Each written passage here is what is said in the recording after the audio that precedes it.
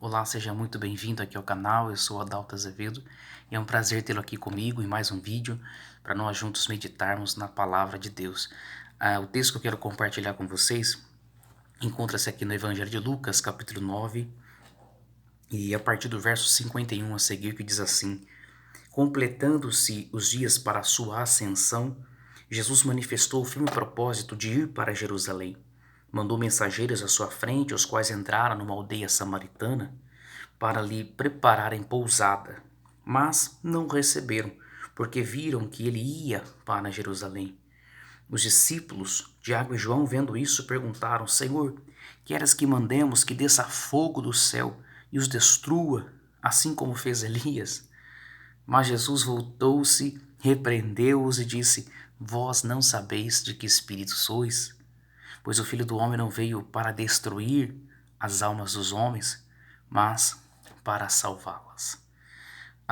O tema que eu quero meditar aqui com vocês nessa mensagem, ele é enfrentando a nossa Jerusalém. Enfrentando a nossa Jerusalém. Jesus aqui no verso 51, onde nós lemos, ele manifestou em seu semblante o firme propósito de ir para Jerusalém. Ou seja, não apenas ele decidiu no seu coração, mas o seu semblante, o seu rosto apontava para quem estava com um alvo definido, para quem estava com um objetivo certo, uma rota decidida a ser seguida, ir para Jerusalém. Mesmo Jesus sabendo que o aguardava lá em Jerusalém a via dolorosa, onde ele seria humilhado, onde ele seria envergonhado, onde as pessoas iriam zombar dele. E por fim ele sabia que lá em Jerusalém o aguardava, em cima do monte do Gólgota, a sua crucificação. Sabe, o irmos para Jerusalém representa tudo aquilo que nós não queremos encarar, mas sabemos que é a vontade de Deus para nós, para a sua glorificação e para o cumprimento do seu melhor para nós. Jesus, como homem, com certeza ele não queria enfrentar Jerusalém, mas ele sabia que essa era a vontade do Pai para ele, para que a sua vida o glorificasse, para que o melhor do Pai fosse manifestado através dessa obediência, dele enfrentar e ir para Jerusalém. Não é fácil, porque quando nós temos a nossa Jerusalém diante de nós, se nós pudéssemos encontrar uma rota alternativa, sabe, sair pela tangente, não enfrentar, não encarar, nós então assim o faríamos, mas temos que entender algo. A nossa Jerusalém, ela faz parte da vontade de Deus para cada um de nós, para que a nossa vida venha glorificá-lo, para que o melhor dele, os desígnios de Deus venham ser desenrolados e manifestados nas nossas vidas. Sabe, eu separei aqui alguns exemplos para nós entendermos melhor um pouco do que representa a nossa Jerusalém. Para muitos, a Jerusalém aqui representa aquele pecado que há muito tempo o tem atrapalhado e precisa ser resolvido isso diante de Deus. Precisa ser encarado de frente. Muitas pessoas talvez que me ouvem, a sua Jerusalém é exatamente um pecado que constantemente você tem cometido e você sabe lá no seu íntimo que isso tem atrapalhado em muito a sua comunhão com Deus, tem atrapalhado a manifestação dos desígnios de Deus sobre a sua vida, que as bênçãos dele venham ser manifestadas sobre você. Então você precisa tomar uma decisão. Eu preciso encarar e enfrentar essa minha Jerusalém. Lembre-se, a Jerusalém não é algo que nós queremos entrar, bater de frente com ela. Mas nós precisamos, porque essa é a vontade de Deus, para que o seu melhor venha a ser revelado e manifestado sobre nós. E uma vez que você decidir enfrentar esse pecado de frente, confessando, e a Bíblia fala que aquele que ele se arrepende, ele confessa, e ele deixa essa prática, ele alcançará a misericórdia. Então o que você precisa é se decidir. Eu vou enfrentar essa minha Jerusalém. Eu vou resolver isso diante de Deus. Eu vou rasgar o meu coração. Eu vou confessar para o Senhor. e eu vou decidir abandonar essa prática, esse pecado que constantemente tem me atrapalhado. E você pode ter certeza que você alcançará misericórdia. Para outros, a Jerusalém significa aquele comportamento grosseiro, desrespeitoso, a falta de atenção com a esposa, com o marido, com os filhos, e que precisam urgentemente ser encarados para uma ascensão em sua família. Quantas famílias, quantos lares que estão aí abalados, que estão destruídos, que muitas pessoas talvez possam até comparar o ambiente da sua casa com um pedacinho do inferno. Isso se dá porque talvez o marido, a esposa, os filhos têm tido um comportamento errado, um comportamento grosseiro, desrespeitoso, com falta de atenção, com falta de carinho, sabe? Então, uma vez que você precisa viver a ascensão sobre a sua família, ou seja, viver um momento de bênção, um momento de desfrutar da paz, das maravilhas que Deus preparou na sua palavra para a sua família viver. Para que isso aconteça, você precisa se decidir. Você precisa enfrentar essa sua Jerusalém, que é a sua mudança de postura dentro da sua casa, dentro da sua família, com os seus filhos, com a sua esposa ou com o marido. Uma vez que a mudança ela for revelada, então você viverá a ascensão na sua família. Mas não é fácil, porque a Jerusalém a gente não quer enfrentá-la. A gente não quer dar o braço a torcer. Não, o que eu faço está certo. Talvez o marido fale, não, a maneira que eu estou agindo é a maneira certa e eu sou desse jeito mesmo. Sabe? Nós precisamos entender que precisa ser reconhecido a nossa Jerusalém e ela precisa ser enfrentada. Para outros, a Jerusalém ela significa o parar de gastar dinheiro em vão para conseguir pagar as suas dívidas e depois guardar aí para um melhor conforto para sua casa, sabe? Deus ele está muito interessado também na parte da nossa vida que é a nossa vida econômica, a nossa vida financeira, porque todas as áreas da nossa vida devem glorificar a Deus. Então, não é diferente com a nossa vida financeira. Nós precisamos atentar um pouco mais a isso. Será que a minha vida financeira, a maneira que eu administro as minhas finanças, tem glorificado a Deus? Ou o Senhor não tem sido glorificado nelas? Ou o Senhor tem sido escarnecido da maneira que eu tenho administrado as minhas finanças? Então, para muitas pessoas, o encarar a sua Jerusalém significa parar de gastar dinheiro à toa, parar de gastar dinheiro em vão, sabe? Para poder então pagar as suas dívidas, honrar os seus compromissos, isso Deus será glorificado. O Senhor será glorificado na sua vida através disso. Você honrará a sua família, trará prioridade para a sua casa, porque você vai conseguir fazer uma boa administração, você vai conseguir guardar uma quantia para que a sua família tenha uma estabilidade melhor, para que a sua família tenha um conforto melhor. Em tudo isso, Deus se agrada e Deus ele será glorificado. Mas para muitas pessoas, o falar de dinheiro, falar de finanças, é a última coisa que ela quer ouvir na vida. Ela fala, pastor, fala de qualquer coisa, menos de como administrar o dinheiro. E diga-se de passagem, tem pessoas que até amaldiçoam o salário que ganha. Ah, essa merreca, essa miséria, sabe?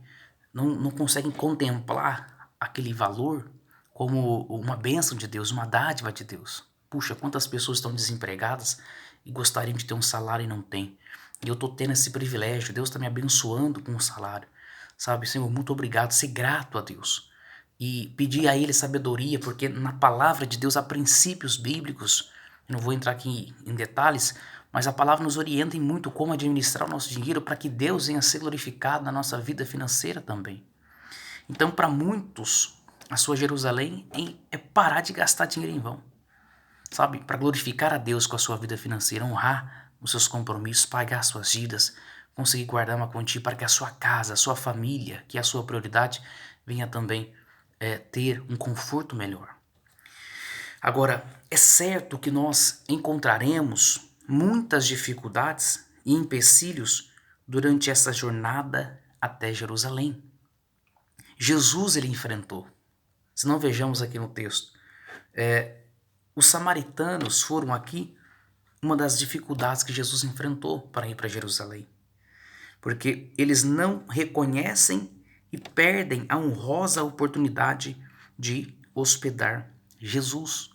Nós percebemos aqui pelo texto que os samaritanos, eles não conseguem reconhecer que Jesus era o Cristo, que Jesus era o Messias. Eles não conseguem reconhecer em Jesus a figura do Filho de Deus, sabe, como o enviado.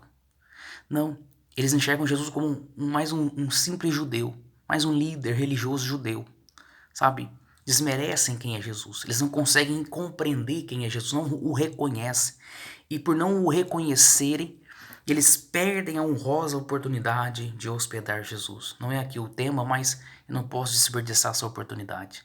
Quantas pessoas, no tempo presente, por não reconhecerem quem é Jesus, o que Jesus representa, quem Ele é, elas estão desperdiçando a oportunidade de hospedar Jesus em suas casas, em suas vidas.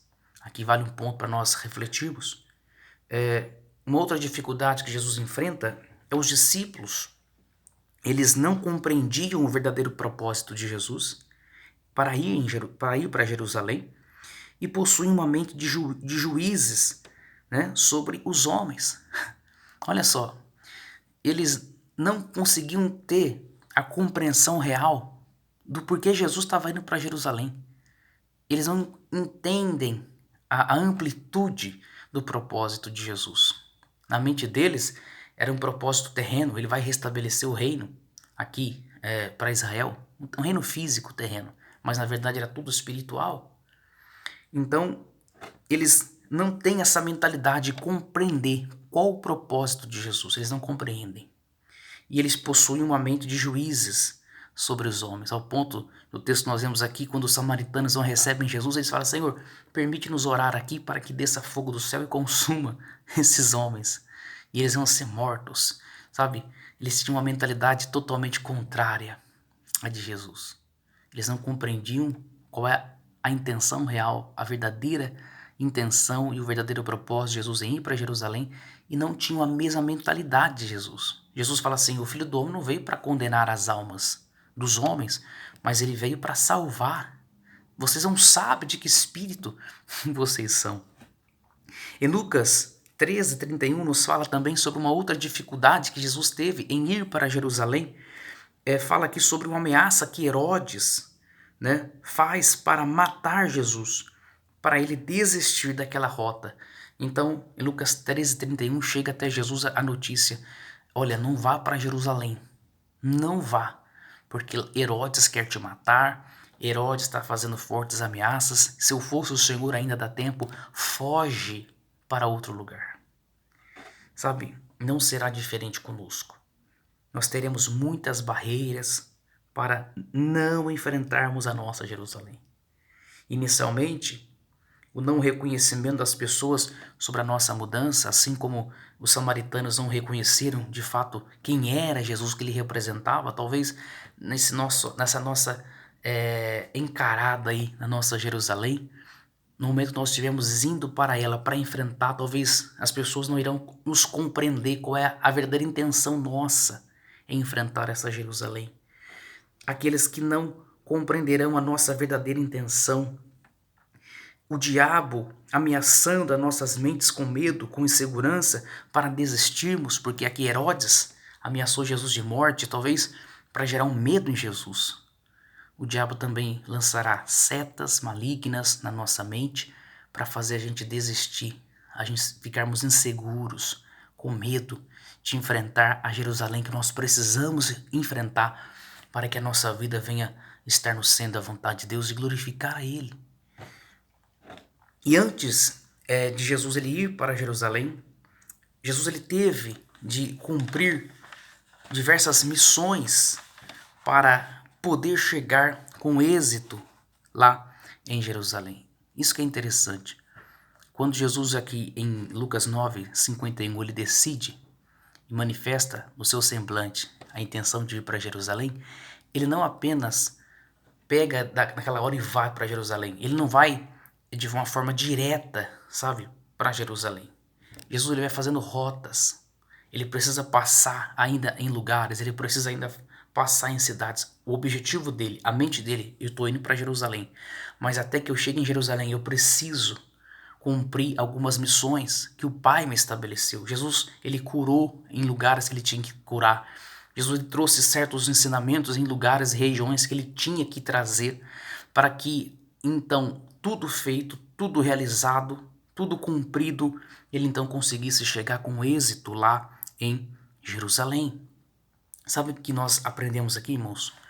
Nós entendemos que para que isso venha acontecer conosco, ou seja, nós chegarmos à nossa Jerusalém com êxito, nós precisamos enfrentar muitas vezes a nós mesmos e resolvermos questões que e não deixá-las para trás e não deixá-las mal resolvidas. Ou seja, para que eu e você venhamos enfrentar a nossa Jerusalém com êxito, com sucesso, nós precisamos, antes de chegar até Jerusalém, talvez, com muitas pessoas, resolver algumas questões do passado. Imagina comigo se Jesus ele passasse, quer saber, eu vou direto para Jerusalém agora, eu já vou acabar com isso tudo, eu já vou lá passar pela via dolorosa, eu já vou ser crucificado, eu quero que isso acabe o mais rápido possível, então quer saber, eu já estou indo para Jerusalém. Então se Jesus fizesse isso, ele não ia conseguir chegar lá em Jerusalém com êxito, porque muitas coisas ficou para trás, muitas missões ficou para trás, coisas que ele tinha que resolver ficou para trás, que era missão, que era propósito de Deus, do Pai para ele, pessoas que ele tinha que curar, lugares que ele tinha que trazer certos ensinamentos. Então ele tinha que primeiro cumprir com tudo, para depois chegar em Jerusalém. E conosco não é diferente. Para que a nossa Jerusalém venha a ser enfrentada com exatidão, com êxito, nós precisamos resolver coisas primeiro. Sabe, dependendo da Jerusalém que você tem que enfrentar, é necessário você resolver coisas consigo mesmo, lá do seu passado. Um exemplo claro disso nós temos aqui o José, lá no Egito. José, você conhece a história dele, ele sofreu, ele padeceu demais nas mãos dos seus irmãos, por inveja, por ódio. Ele foi vendido como escravo lá para o Egito, de uma forma injusta. Ele não era merecedor daquilo. Agora você imagina, por volta de 13 anos, José, ele viveu ali convivendo, né, com o seu interior ali, sabendo que o seu pai todos os dias, pela manhã, acordava em pranto, chorando, lamentando a sua morte, porque na mente de Jacó, José tinha morrido. Imagina você lembrar todos os dias que o seu pai está chorando, lamentando a sua morte, que os seus irmãos estão lá se aproveitando do espaço que você deixou, talvez tentando tirar da mente do pai a sua memória, lembrando que os irmãos o fizeram com ele, porque, puxa, olha só como os irmãos o venderam de uma forma injusta, sabe? Imagina a mente de José, durante 13 anos convivendo com tudo isso. Mas o mais interessante é que José, ele vence lá no Egito, ele se torna governador, ele se casa com a filha de Faraó, e quando ele tem o seu primeiro filho, ele coloca o seu primeiro filho, o nome nele de Manassés. E todo nome tinha uma representação, né, do significado, do momento, da situação que eles estavam vivendo. E era esse o costume dos hebreus. Então, quando José coloca o nome de Manassés no seu filho, que significa Deus me fez esquecer.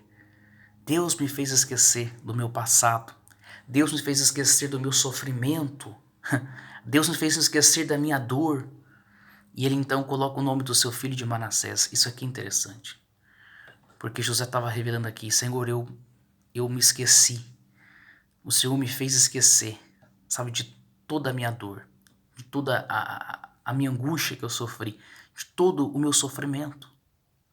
José, por mais que ele estava vivendo ali com a mentalidade, bombardeando ele dos cenários ruins que ele sofreu lá atrás, com seus irmãos, com a sua família, com a sua casa, ele se mostra alguém resolvido com essa dor, ao ponto de colocar o nome do seu filho de Manassés. Eu já me esqueci. Eu já me esqueci da minha dor, eu já me esqueci do sofrimento dos meus irmãos. E aí o texto vai dizer que ele tem um segundo filho, e ele coloca o nome do seu segundo filho de Efraim, que representa e significa Deus me fez prosperar em terra de estrangeiros. Deus me fez prosperar. Entenda, uma vez que José esquece do seu passado, ele consegue se resolver com o seu passado, Deus manifesta uma prosperidade sobre ele. Deus me fez prosperar, porque Deus me fez esquecer.